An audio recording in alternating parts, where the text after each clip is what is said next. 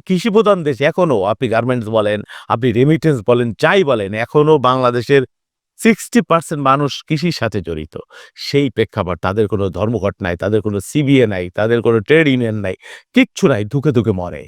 অথচ দেখবার কেউ নাই। তারেক রহমানকে আমি দেখেছি উনি আমাদেরকে নিয়ে তখন ছাত্রদল ১ কোটি গাছ রোপণ করেছিলেন। উনি ময়মনসিংহে চলে গেছেন ভালুকায়। সৌদি আরবের যে খেজুরের চারা গাছ কিভাবে সেটা দেশব্যাপী ছড়িয়ে দেওয়া যায়। উনি ঈশ্বরদীতে চলে গিয়েছেন যে ওখানে ওই ওই পেঁপে বাচ্চা নামে একজন বিশাল খামার ছিল। সেটা কিভাবে সারা দেশে ছড়াই দেওয়া যায়। উনি তখন স্লোগান দিয়েছিলেন একটা হাঁস মুরগি গ্রামে দিয়ে যে, "একটি উদ্যোগ, একটু চেষ্টা এনে দেবে সচ্ছলতা, দেশে আসবে স্বনির্ভরতা।"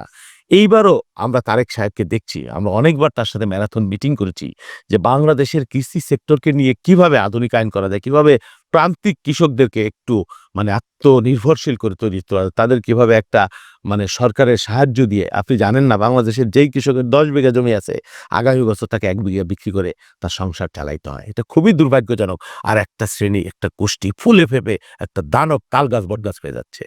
অথচ আমার কৃষক ধুঁকে মরছে।